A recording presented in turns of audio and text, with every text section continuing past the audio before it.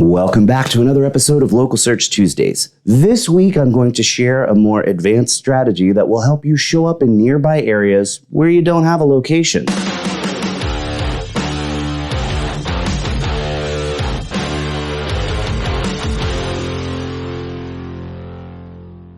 Every local business wants to expand its reach and show up in a wider area, but like I've mentioned in past videos, it takes a lot more to show up in searches in those cities than just listing a few city names in a comma-separated list. Also, when multi-location businesses try to show up in all their respective cities, but they're just using a single website, many times there's not enough content on the site to support the various locations. Like everything else in SEO, there's no one-size-fits-all answer to showing up in other cities. It depends on where you are and how much competition there is.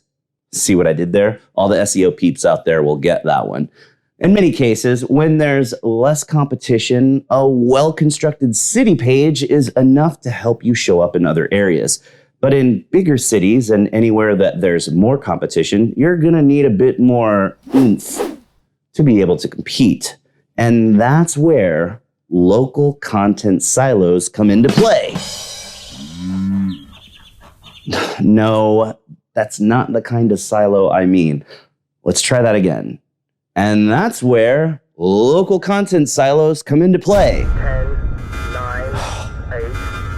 Look, I see what you're trying to do here, and it's not funny. They're watching right now, and I need to get to what I'm really trying to talk about. I wrote about local content silos on search engine land way back in 2015, and while the algorithm has changed over the years, it's still an effective strategy that gets great results.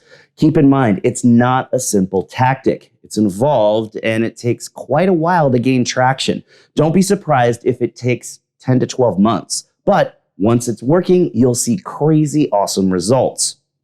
Google's local algorithm displays local results based on location in the real world and proximity of the searcher to those locations. This isn't new. You've heard me talk about that in past videos. With local content silos, you're basically trying to out-SEO your competitors who have locations in cities where you don't. It takes more than a few city pages. You've got to create entire silos of localized content around the targeted location. Think of it like, well, you're almost creating microsites for each location. But wait a minute, Greg, I thought microsites were bad for SEO. Okay, I'm right, bad metaphor. Think of it like a Venn diagram, but with lots of circles that don't really overlap. Each silo needs to include pretty much everything you do as part of your standard SEO strategy. Your main area of the site should be optimized for the city you're in, but each silo should be optimized around the target city. You'll need to create content specifically for the silo. And yes, that means you'll have additional pages about the products or services that you offer. And I've got psychic powers that work through the internet. And I can tell you're already thinking that it'll be duplicate content. Except it won't be duplicate because you'll write unique content for each page. And each silo will be optimized for a different city. And the content won't stop with a few product or service pages. You'll also need to crank out some localized blog posts for each silo as well. On a technical level, you'll need to organize internal links in a bit more complex pattern. Instead of linking blog posts and contextual links in the main silo pages back to pages on the main section of the site, you need to interlink among content within each silo. Off-site tactics are important as well. When you're doing link building, you need to acquire links from local businesses and entities in each targeted city and have those links point to content within each respective silo. If you're a multi-location business, each location's Google My Business profile should link to a landing page within that city's silo on your site.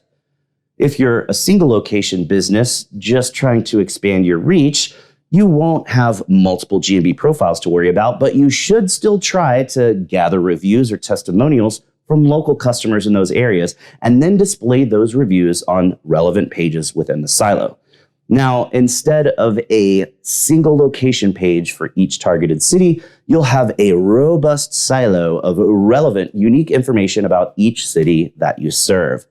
One important final note: when you use local content silos, you're multiplying your local SEO efforts. You can't forego local SEO on your primary site areas to go after silos, so you're adding additional work to your plate. Adding a single silo isn't quite doubling your work, but it's definitely adding a lot more.